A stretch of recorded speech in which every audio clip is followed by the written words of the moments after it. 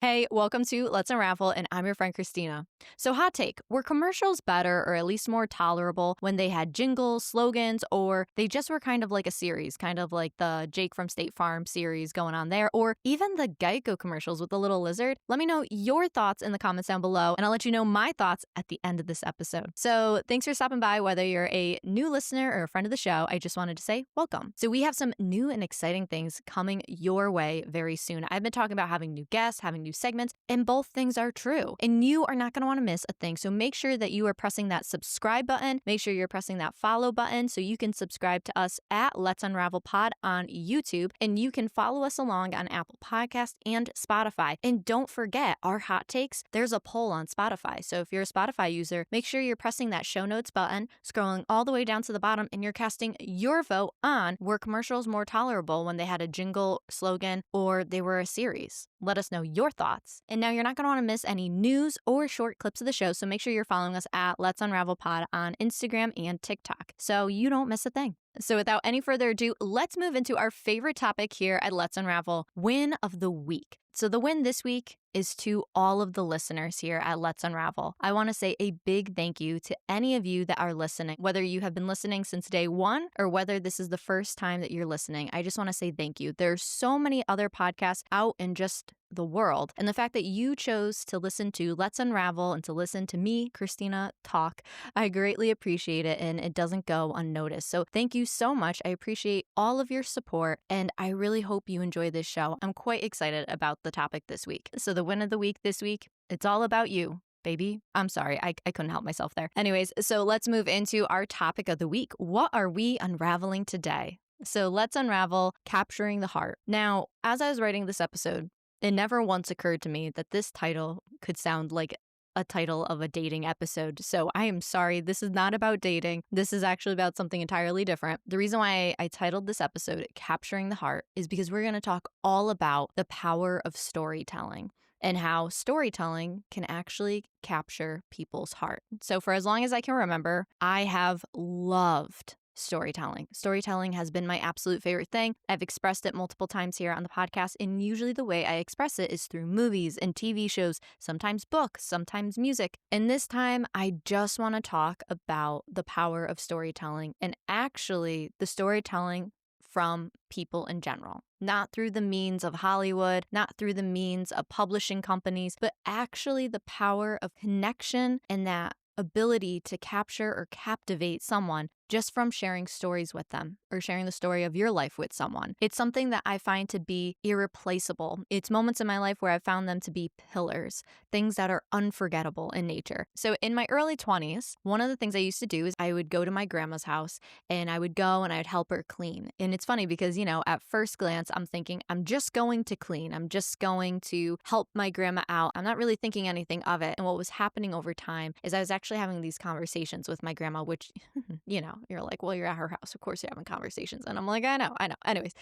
But what was actually happening is she wasn't just telling me stories like, oh, this is how my day was, oh, this, that, or whatever. Actually, what was happening is as we were cleaning, as we were picking things up, it was like behind every item, there was a story. And within some of those stories, I got to hear about her childhood. I got to hear about her whole life that happened prior to her having kids, prior to her having grandkids. And it was really this beautiful moment of where I got to know my grandma on this very human and very personal level where I got to actually know the woman. And I wasn't just knowing this figure or just knowing this relative. It was getting to know the woman behind who my grandma is. And that is something that I think about those years that I would go over and I would clean. And they are the most irreplaceable moments of my life because it's the power of storytelling. Getting to see someone in a very raw state get to open up and to share, whether good, whether bad, doesn't matter. But what's happening is there's this moment, there's this exchange, just like when you would go to buy something and you exchange money for whatever the item is that you're buying. The same thing happens with storytelling. When someone trusts you, or sometimes people just need someone to listen, and to sit there and to actually listen and absorb what someone is saying, it's amazing because it's captivating. And you know what storytelling does is it creates empathy and understanding, because for a moment, you actually get to stop and see how this person operates. I think this is a universal experience where isn't it so easy to draw up our own conclusions where we're just like, well, let's say you see one of your friends and they look kind of mad that day, and all of a sudden you start to create this whole story in your head like they must hate me or this happened or X, Y, and Z. And then all of a sudden you find out it's like they were nervous or they had a bad day at home or whatever it was. And before you ever got to see them, this whole event, this whole situation occurred. And then all of a sudden you're face to face with them. But it's not unless they open up to you and tell you, yeah, I had a hard day at home before I got to school, or yeah, I had a really crappy day before I got to work. And then all of a sudden you start to realize there's more than what meets the eye. And that is the beauty of capturing someone's heart, is through stories. And whether we want to believe it or not, our entire world operates around stories. I mean, news. What is the news? It's stories. It's the stories of what are happening in the streets in different countries. I mean, Hollywood, it's stories. Everything is about stories. And there is nothing more liberating than the moment that you decide that you're going to step out of your comfort zone and you're going to share your story. Because at some point in time, we all share parts of ourselves with the people around us. So whether that is sharing a really vulnerable piece of you with your best friend, or whether it's something that most people would deem as being insignificant, but to you held significant value, that's the power, that's the liberation you feel. And there's something really incredible about thinking that you're never going to share your story when you see documentaries about people that have been through horrific things. And one common thing a lot of these people always say is, I thought I was going to carry this with me to the grave. And what's so interesting is somewhere along the way, they found the strength, they found the courage to step up and to step forward and to share their story. And what's amazing about sharing stories is it creates this liberty. It creates this act. It creates this moment of connection where people that once felt lost are actually able to come together. And for all you know, it can create this stirring. It can create this spark of getting other people to step forward and to speak, well, their truth. And a lot of people might cringe at that phrase of your truth, but everyone has a story. And yeah, it's your truth. It's your side of what happens. But don't forget, there's always two sides to a story. So what's very true for you is also very different for someone else. I had heard some researcher talk about the development of children. So you're in a home, say you have two parents and say there's three kids. They say all three kids have a vastly different experience from one another. So what the oldest experienced, what the middle experienced, what the youngest experienced. And once again, so to ask the oldest child what their story was, what their reenactment of the dynamic between them and their parents, and then to ask the middle and the youngest, it can look so different. It doesn't mean that the oldest story isn't credible. It doesn't mean that the youngest's isn't true. It just means everybody has a different experience. And that is, again, what makes storytelling so universal. Like, especially when you're watching the movies where they cut from all these different angles. Like, you think about those movies like New Year's Day, where all of a sudden you have all these characters and they all end up being intertwined or connected somehow, and they're all experiencing something a little bit different. So what really inspired the episode this week was, now maybe you've heard of this Instagram account and maybe you haven't, but Humans of New York. So Humans of New York has become so much more than just a little Instagram account. Humans of New York has become really this beautiful, in my opinion, it's become a beautiful tribute to New York. So this photographer, Brandon Stanton, I do apologize if I'm saying his name wrong. I am not great with pronouncing people's names, even my own relatives' names. I'm sorry. But Brandon, so he is the photographer. He is really the creator, founder. He was the person that came up with this idea of Humans of New York. What is so beautiful about the Humans of New York is a lot of people know it as, okay, so this photographer, he would go around and he would just take pictures of everyday people in New York City. And sometimes he would ask them about their life stories. Sometimes he would ask them what their greatest fears were. And he would just kind of ask these different questions. And then he would do a little write-up on them, and he started posting them online. And it slowly started to gain traction. And I remember when he had started to really hit his peak of popularity with Humans in New York. And it was around when I was in high school, and everyone talked about Humans of New York. And you really kept track of it, and you read the stories. And I remember there was one series he did a couple years ago, and it was about all these women that were incarcerated. And it was amazing to see the photos of these women. And there's something so beautiful about the way he would capture these individuals and then the way he captured these women. And you got to really see this authenticity behind it. And then what was happening is as he would talk to him, you got to hear their life story. And once again, you can't help but be moved by it because they're still a person. So what Brandon has done with Humans of New York is he's had all different kinds of series. Like I said, he did ones about women being incarcerated. He's gone to other countries and other cities and done photos there. But what he's done is he's taken over Grand Central Station. Now, for any of you that have ever been in Grand Central Station, it's huge. And it's also really cool because it's been featured in movies and TV shows. You know, I think about the show Gossip Girl. In the pilot episode, you see parts of Grand Central Station. And so by taking over Grand Central Station, what he's done is he said no ads, just art. He's taken photos of people from New York and their stories, and instead of having ads on these digital walls or printed or however they're laid out in Grand Central, because he's done it in a variety of different ways, he has put just people's faces and their stories, and he's put it all over Grand Central. And so I had first seen this story in a TikTok video, of course, because TikTok is how I receive my news. And then what's also been cool is the New York Post has a whole article on what Brandon has done in Grand Central Station. And so I will link that article in the show notes down below. But here were just some of the quick bullet points from that article. Is the photographer Brandon has turned the transit hub into Dear New York. So that is what this whole project has been called. So what he's done with Dear New York is for 2 weeks, he's taken over Grand Central Station. And so this project was running through October 9th. So by the time this episode comes out, this project will have been done.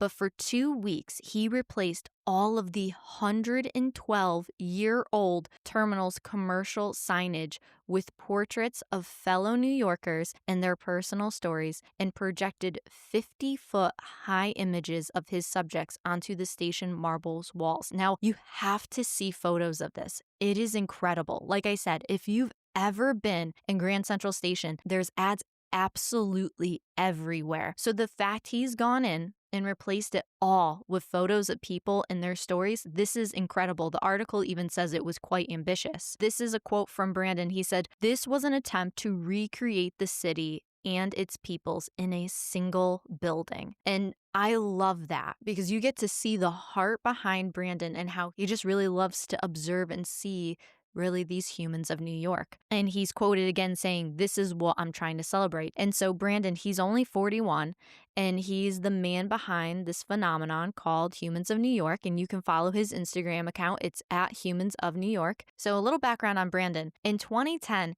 he lost his job as a bond trader in Chicago, and he moved to New York to begin an inherently simple documentary project. He would take photos of locals, interview them, then share their pictures and stories with the world. And this is where Brandon had said, "When I first came to New York City, my impression was that the entire world was here. All these beliefs and ethnicities and cultures and viewpoints crammed onto the same sidewalks, the same subways," he said.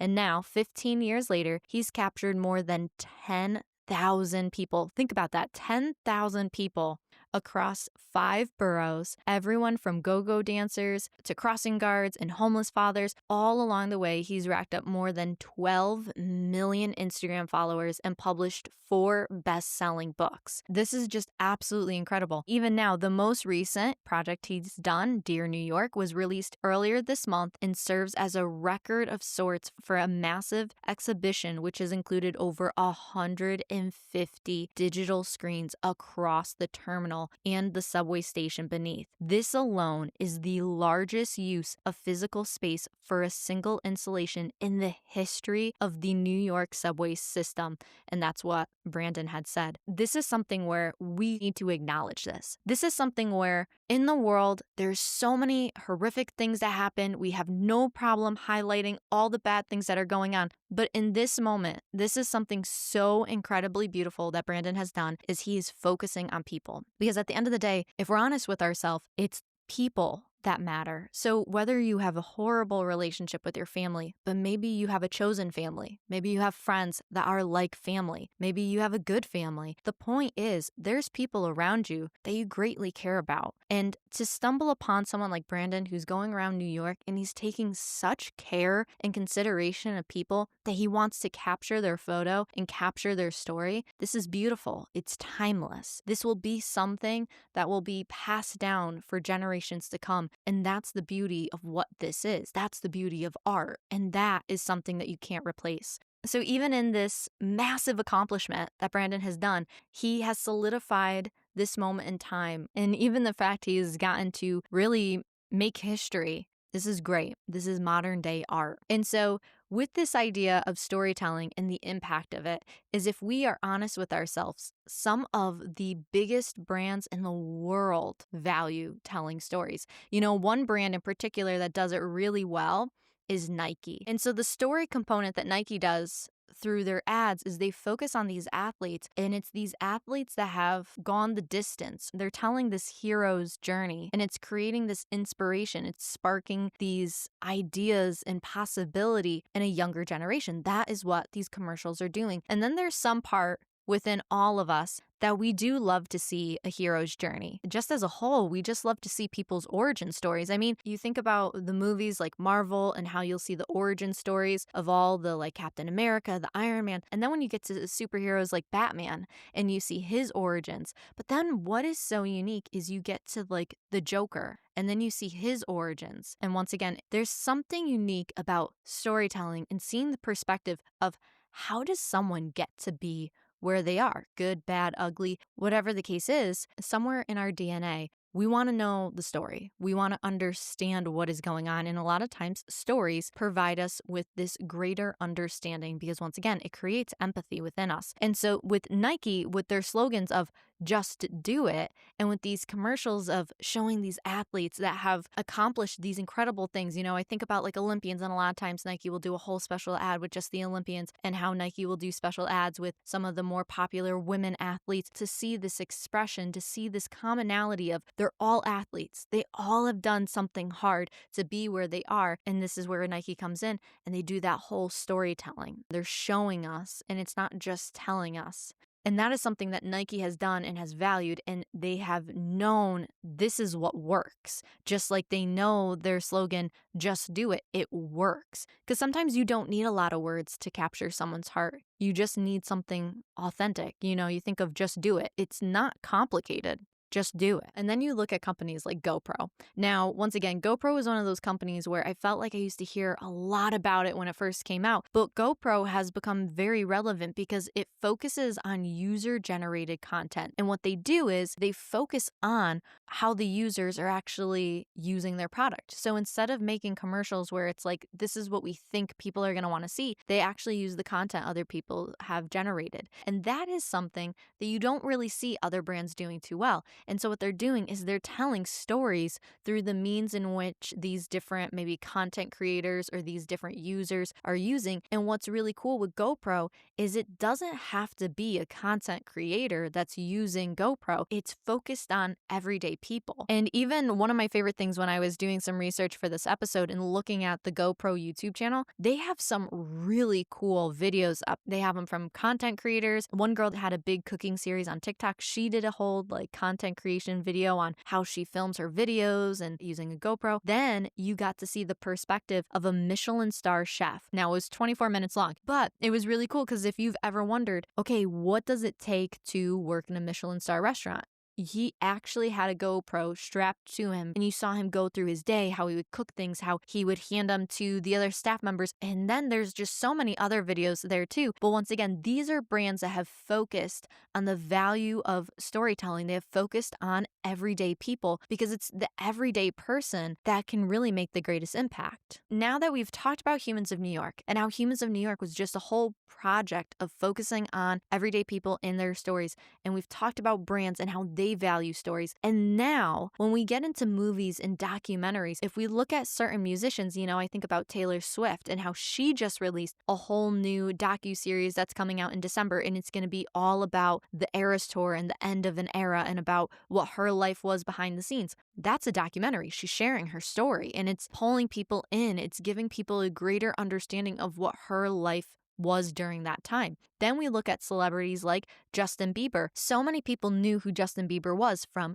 YouTube or just a few of the tours he did. But when he released his documentary, Never Say Never, it catapulted him into a whole new level of fame. And once again, it was the power of telling stories. It was the power of captivating an audience. And one of the things I think about with musicians is, why would they need to do documentaries? Why would they need to pull us into their stories? I mean, with Taylor Swift, she writes so much. I mean, you could easily feel a connection just through her songwriting. And you think, okay, well, music should be enough. By doing documentaries, it actually creates this space where you start to look at it and it feels like there's more intentionality behind it. You tend to focus on heavier topics and there's more of a deep dive. You're really trying to cut through the crap. Sometimes these documentaries are fluff pieces and sometimes they're not. Sometimes they're more authentic than others. Think about Justin Bieber. He's done several documentaries after Never Say Never. And so when we focus on the idea, is they're creating a space where it allows more vulnerability. Not all musicians that do a documentary, they're going to show their most vulnerable side. But what it does is it at least creates a space where if they want to show up in that way, they can, and it makes it a little bit easier. And then you have these moments where you get to actually connect with your audience in a whole different way because you're showing up in a way maybe that you're not necessarily confident in. You look at some of these musicians and some of them are like, I'm so confident with the guitar and singing on stage, but as soon as I strip that away, I'm so uncomfortable. And that's what's so beautiful about having these moments where you can be intentional and you can show up in an honest and vulnerable way. What happens is there tends to feel like this sense of responsibility from the audience perspective because you feel this sense of, okay, how do I get involved? There may be a sense of urgency. And maybe that's not the feeling of majority, but I know anytime I've ever watched a documentary, you do feel this sense of responsibility because you've just gotten to see someone bare their heart. I remember even when Justin Bieber had released a documentary and he had talked about how he had created the song Lonely. And it was one of those moments where you were listening to him talk about it and you're just like, oh my God, I wish there was something I could do. Because once again, that is such a human reaction where it's like when you're hearing someone pour out their heart about something and you're just like, yeah, I wish there was something I could do. Because once again, if your friend sat down with you and they talked to you, you'd be like, oh man, I'm here. What do you need? Let's do whatever we have to do. And we have those moments where we're so bought in and we're so on that side. But then there's this other idea that I want to think about. So we've talked about the pros of storytelling. We've talked about the beauty of it. And even how when people open up, there's such a warmth and validation to it. But what is also on the other side of it, when we start to hear people's stories, like a perfect example is Justin Bieber, we start to idolize them. We start to put them on these pedestals that they were never meant to be on. And sometimes they don't even want to be on them themselves. And that is something that also happens because we become so a part of their story that it's like you think you know them, but you only know a fraction of their story. So in this moment, we want to be so aware of the empathy and the understanding, but also not forget that people evolve and they change. So what might have been this moment in time, this chapter or this footnote, it doesn't mean it's this ongoing narrative in someone's life. And for other people, maybe it is, but that's not always the case. And even this idea of putting people on pedestals, that is a whole nother story in itself. And it's so interesting because a different episode, I had talked about how I loved Paramore and Hayley Williams is the lead singer of Paramore. And there's one particular song that Paramore put out and it was called Idol Worship. And I loved these lines in the song, the first verse or two. And it goes like this: standing here like I'm supposed to say something. Don't hold your breath. I never said I'd save you, honey. And I don't want your money. If I was you, I'd run from me or rip me open. You'll see you're not the only one who's hopeless. Be sure to put your faith in something more. I'm just a girl and you're not as alone as you feel. We all got problems, don't we? We all need heroes, don't we? But rest assured, there's not a single person here who's worthy. Now, I have to say, I love that song. I think it's a beautiful representation where you can look at this other side of storytelling, whether it's a good story, whether it's a bad story, but even this moment of where you see this person, they were put on this pedestal and all of a sudden they're like, I don't even know how I got here. And I don't even recommend that you put me here. And I highly recommend that you go to listen to that song. But it's such a beautiful representation of life because just like we love stories, we also create stories. We create narratives for others as well. Whether we've heard their story, whether we haven't, whether we've put someone in a place that they never should have been, it goes back to the same idea. As much as maybe you don't love to hear people's life stories, some part of us craves having that connection. We want to know, we want to understand. Bringing in a new idea, and it's not even so much an idea, but it's really this Japanese art form. We think about our flaws. Why do people not share their stories? A lot of times you have to share your flaws. You have to share the messiness of your life. Yet in that mess, we have an opportunity to turn it to something beautiful. And that's where I think about this Japanese art form. And I'm going to pronounce it wrong. I am so sorry. I think it's pronounced kintsugi, and it's you repair broken pottery with a lacquer mixed with powdered gold, silver. And the philosophy behind kintsugi is to celebrate the damage and the imperfections as part of the object's history rather than hiding them. The repaired object is seen as more beautiful and valuable for its breakage and repair. And I remember when I had first heard about this Japanese art form, and it was so cool to think about how they valued the brokenness and how they valued it so much that they would get a powdered gold or silver and make it into this bonding agent that's a lacquer, and they would find a way to mend back these broken pieces so they could turn this pot whole again. There was something so beautiful about that. And then to see that they valued it because of its brokenness. And if you've ever seen any photos of those potteries, they're beautiful. They really are. It's not like something like, oh no, a first grader broke their art project and you're like, oh dear God, it looks horrible. It's like, no, these pieces of pottery are really cool. And so now all of this leads me to this one particular moment in my life where I would say one sweatshirt changed my entire perspective on self-worth. So if you're watching on YouTube, you can see I'm wearing a sweatshirt and there's some words on my sweatshirt. And if you're listening, I'm going to tell you what the words say, but I'm going to lean to the side for one split second.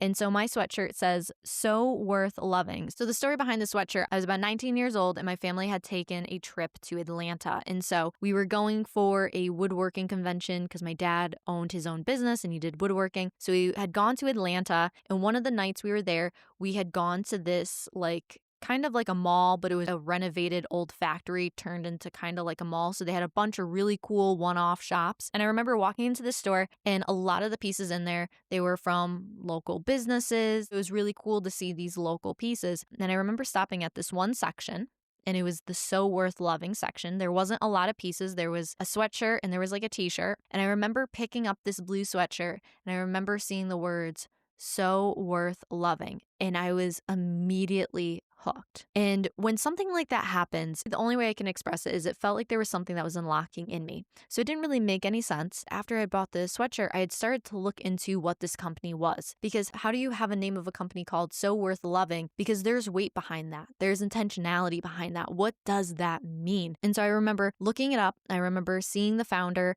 Her name was Erin Eady, and she had created So Worth Loving. She even wrote a book called So Worth Loving, and you can find it on Amazon. And it was so beautiful because when I had stumbled upon the website and I was looking into it, it wasn't just a clothing company. It was this community. It was this valuing. The website has since changed, but I remember when I had seen it, and it was this intentionality of saying your story matters, who you are, and no matter what has happened, you are so worth loving. As someone who is 19 and moved into their early 20s, I struggled with a lot of anxiety and depression, and along with other things as well. And I just remember in that moment, it was this lifeline. It was as if someone had thrown this hand out to me that it's like, if I wanted to take it, I could. And honestly, I always kind of joke to myself, I'm like, who knew a sweatshirt could save your life? But it's true, because you have these moments in time where you question things and you want to know there's something more out there. You want to know things have meaning. And so sometimes you walk into a store that you never intentionally meant to go into, and you find a sweatshirt and it says something simple, but it's the most profound thing you could have ever imagined because it was so worth loving. And I just remember, like I said, I picked up that sweatshirt and it unlocked something entirely in me. And from that moment forward, it made me a cheerleader for this community, this company. Because even years later, up to last year, I was buying a shirt off the website. When you can find people that stand for something and they value something and they back something so incredibly beautiful like that, why wouldn't you want to support it? And most importantly, when you let someone's story in, you let it into your heart and you allow it to, captivate or capture it, you can find a piece of your story coming out.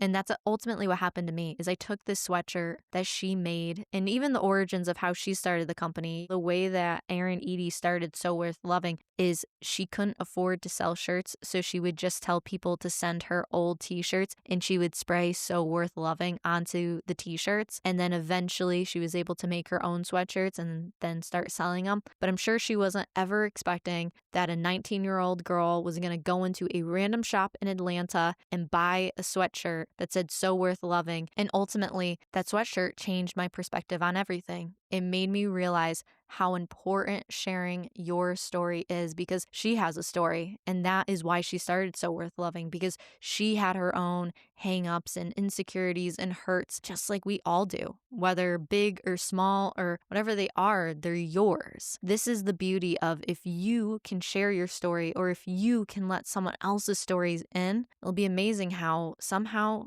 you can find a piece of your story coming out too. So I'm wearing the sweatshirt she designed while I'm telling you my story. And that is the beauty of storytelling. And that is the thing that has always captured my heart the most. And if there's one thing I'd love for you to hold on to, it would be this. All it takes is one moment, one story, and one life.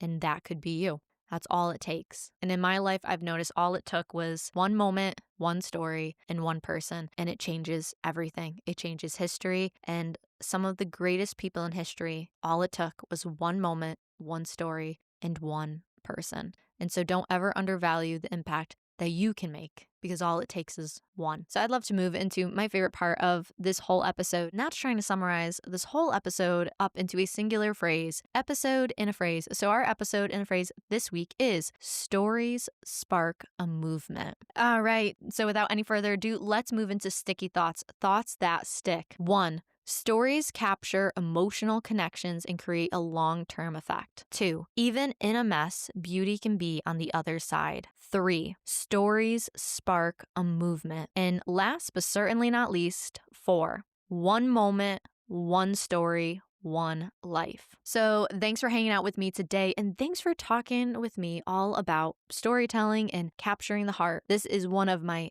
absolute favorite topics. So I'd love to connect with you more and you can connect with us on Instagram, TikTok, and YouTube at Let's Unravel Pod. If you enjoyed this week's episode or the podcast show in general, please make sure to leave us a 5-star rating on Apple Podcasts and Spotify. Your reviews and comments go a very long way. Also, please don't forget to hit that subscribe button on YouTube and hit that follow button on Apple Podcasts and Spotify. Stay up to date on all new episodes. We have new episodes coming out every single Thursday, and you are not going to want to miss a thing. Well, I guess it's that time of the episode to tell you my hot take. I would say commercials were so much better when we had jingles or slogans or series. Nowadays, I feel like all the commercials are all about medications, and things were so much better when we had little slogans like Subway Eat Fresh or Tricks are for kids. It was more fun. Let's just say. And you know what? Maybe this is a hot take. Disney Channel is doing it right by having their own curated special commercials. It was almost like you kind of didn't mind when Disney Channel commercials came on because at least they were kid-centered. Whereas now, whenever you watch something, whether it's on Hulu or whatever, no one wants to watch ads. I mean, let's just put it this way. They're just boring. Let's make it a little bit more entertaining. I do love a good Jake from State Farm's ad, though. I will say that. So that is my hot take. Commercials were better when we had series or jingles or slogans. I don't want to see any more medication commercials. So let me know your hot take in the comments down below. And I will see you guys next week with another new episode. That's all. Bye.